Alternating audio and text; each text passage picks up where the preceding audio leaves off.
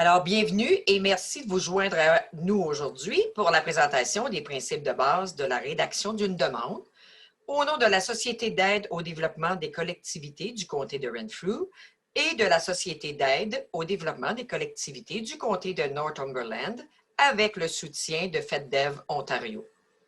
Qu'est-ce qui nous amène ici aujourd'hui? 2020 a été une année que personne n'aurait pu prévoir. En tant que communauté mondiale, nous avons été confrontés à certains des plus grands défis de notre vie. Alors, ces défis nous ont amenés à repenser nos activités et à voir comment on pouvait rester opérationnel en temps de crise. Le gouvernement du Canada, les provinces et les municipalités n'ont pas tardé à passer à l'action en réponse à la COVID-19.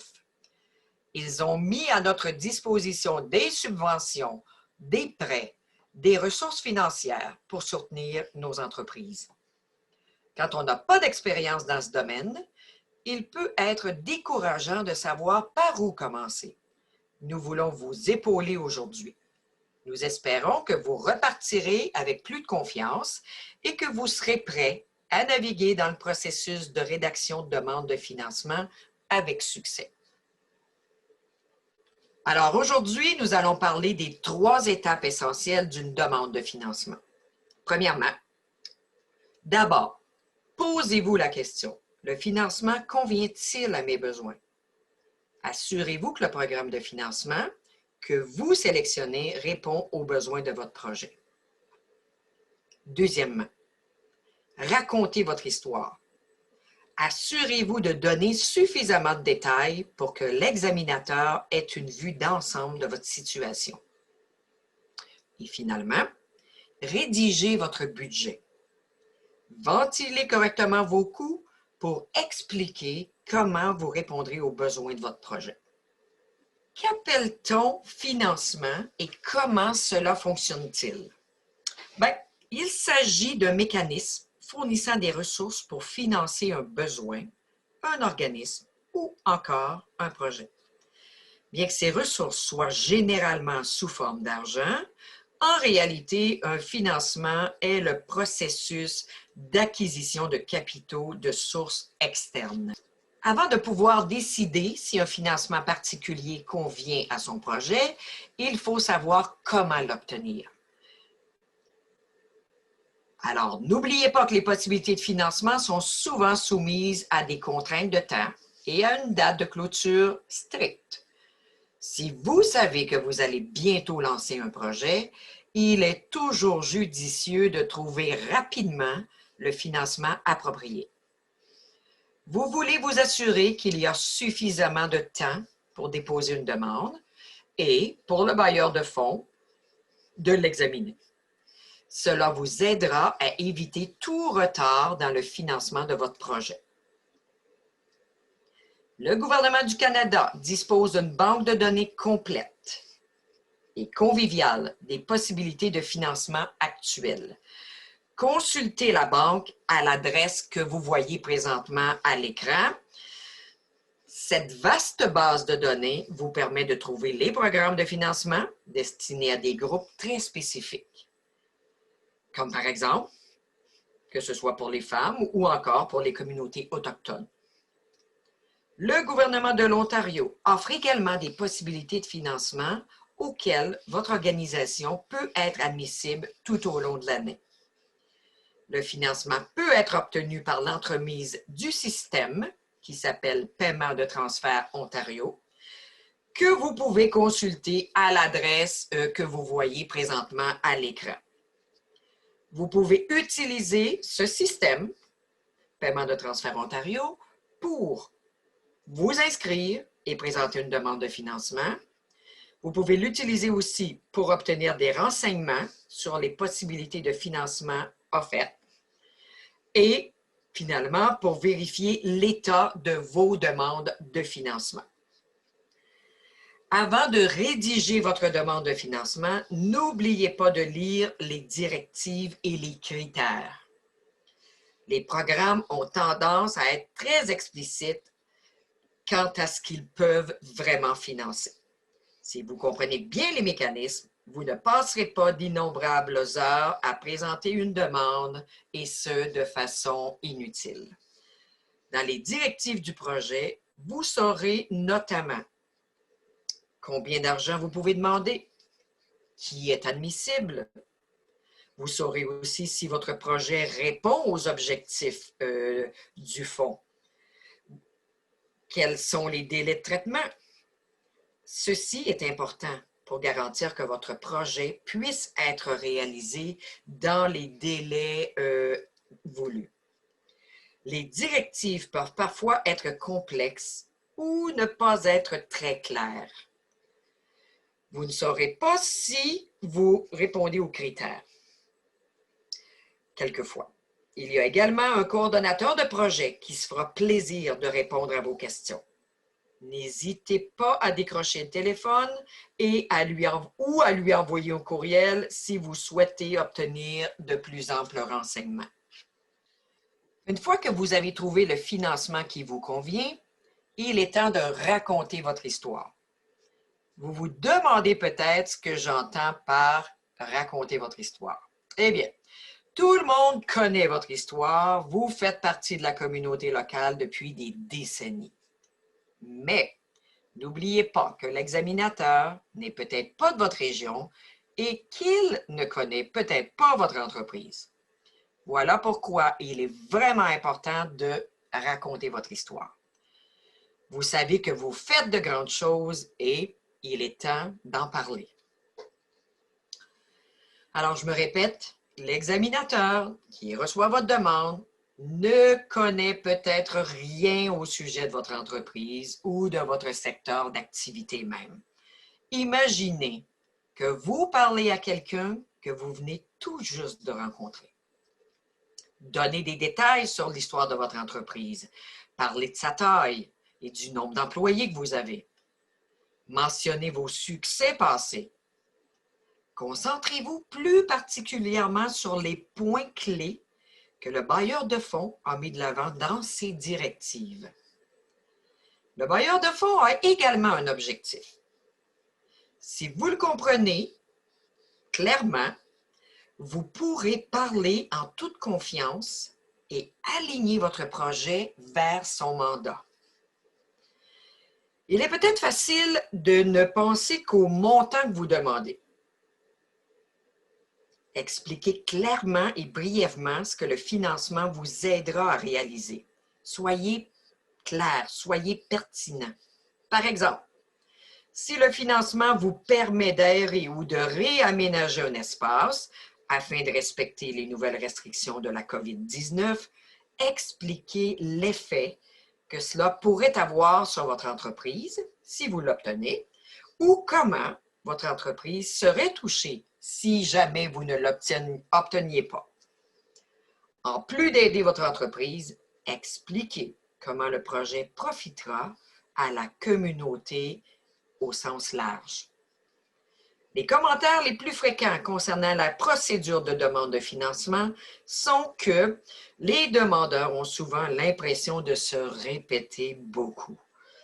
Parfois, les questions sont structurées différemment, mais les renseignements demandés sont presque les mêmes.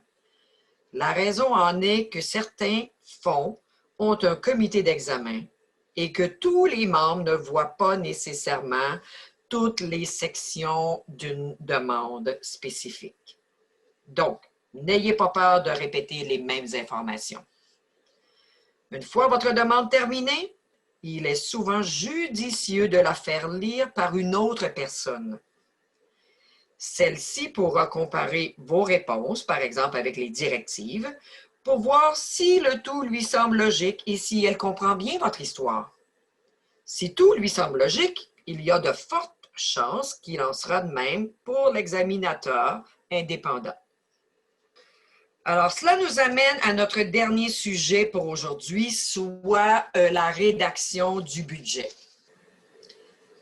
Lorsque vous rédigez votre budget pour le projet, utilisez de vrais chiffres. Il est essentiel de baser les dépenses faisant partie de votre budget sur les coûts réels de votre projet.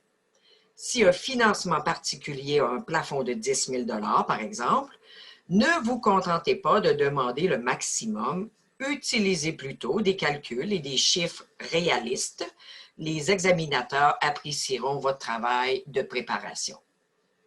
En ce qui concerne les autres coûts, comme le matériel et les fournitures, vous devrez faire vos propres recherches et les découvrir vous-même. Par contre, il existe quelques bons endroits pour le faire. Entre autres, les magasins. Si votre projet consiste à construire quelque chose de spécifique, tel qu'un nouvel espace de travail, vérifiez auprès des détaillants locaux. Donnez des exemples de coûts réels aussi. Nous vivons dans un monde où on a accès à presque tout, et ce, très facilement. Si on compare les prix en ligne, il ne faut pas oublier de tenir compte des frais d'expédition et d'importation. S'il faut réaménager votre magasin ou votre entreprise pour l'adapter aux mesures de sécurité de la COVID-19, par exemple, obtenez un devis pour ce dont vous avez besoin.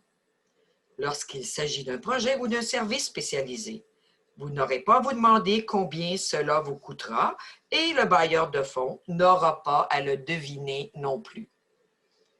Et bien sûr, lorsque vous rédigez votre budget, assurez-vous de consulter les directives sur les coûts admissibles et sur les coûts qui ne sont pas admissibles afin que toutes les dépenses soient notées correctement.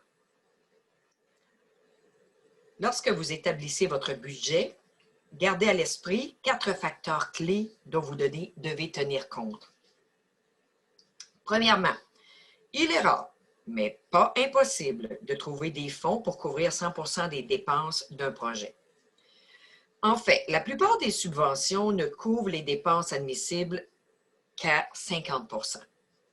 Assurez-vous de consulter les directives lorsque vous établissez votre budget prévisionnel et de noter d'où proviendront les autres contributions en espèces.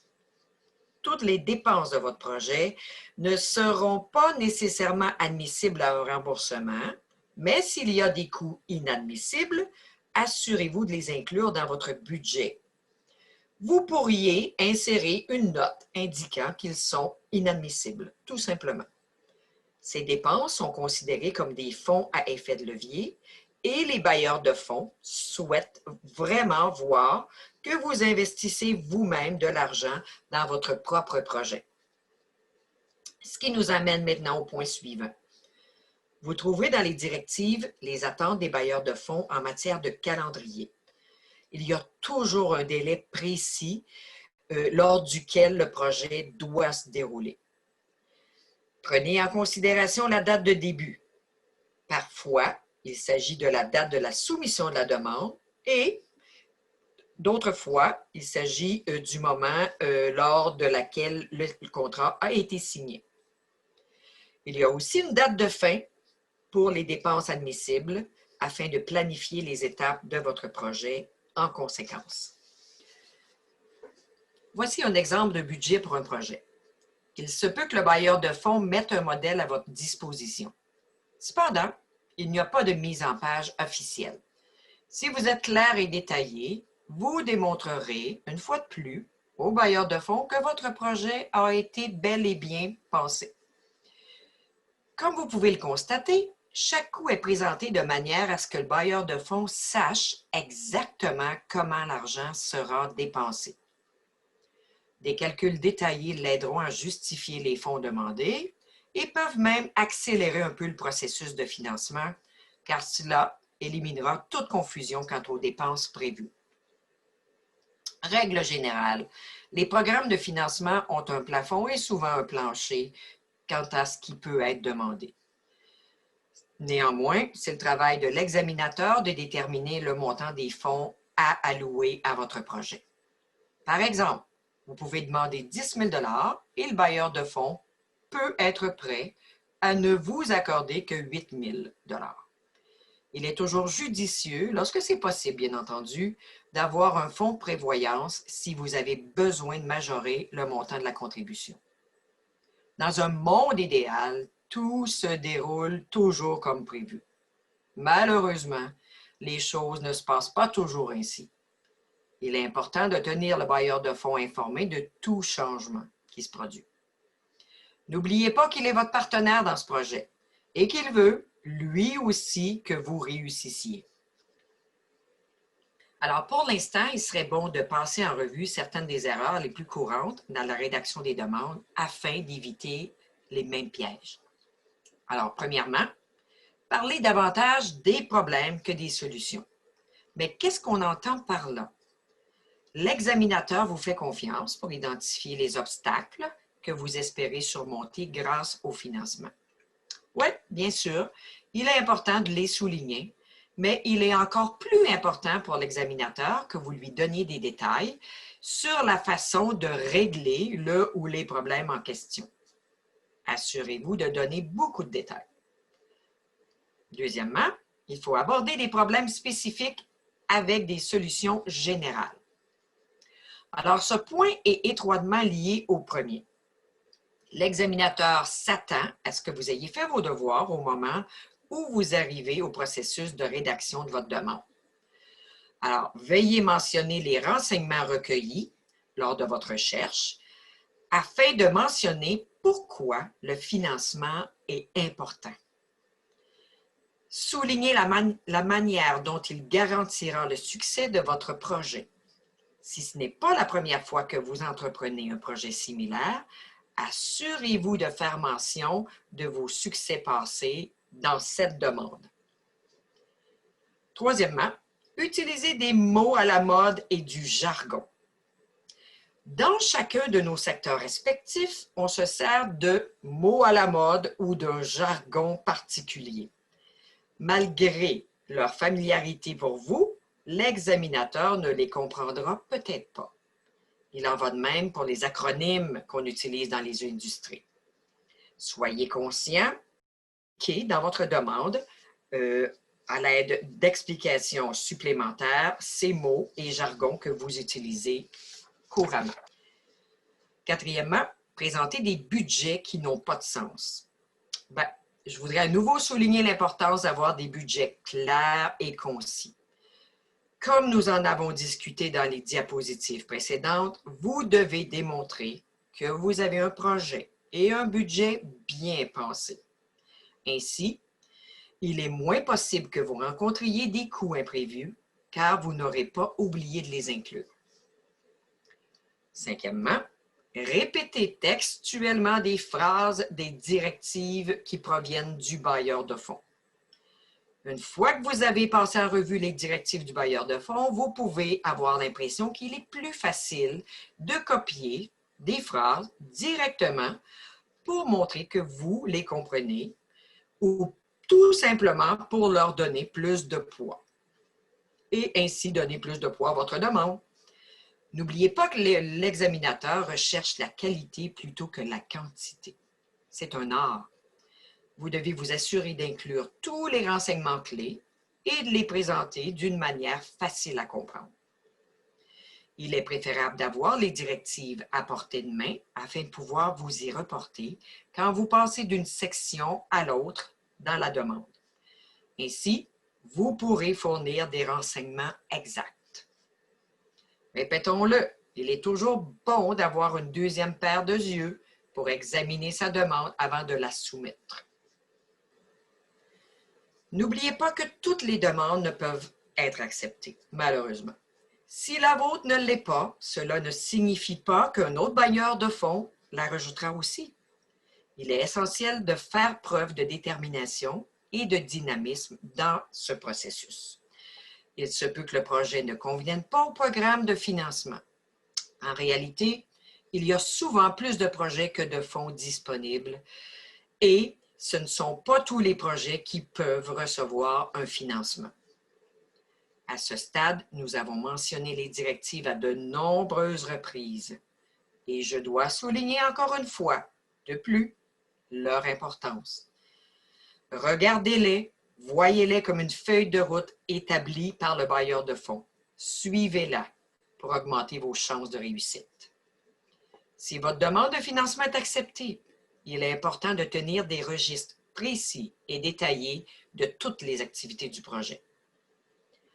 Assurez-vous d'avoir tous les reçus, les factures et relevés de dépenses et assurez-vous que ces derniers sont facilement accessibles lorsque vous êtes appelé à les fournir. Bien que le processus puisse parfois sembler complexe, plus vous aurez d'expérience, plus vous vous familiariserez avec le processus. Là, encore une fois, n'hésitez pas à utiliser toutes les ressources qui sont à votre disposition. En terminant, je tiens à vous remercier d'avoir pris le temps de participer à cet atelier aujourd'hui. Je vous souhaite beaucoup de succès pour tous vos projets.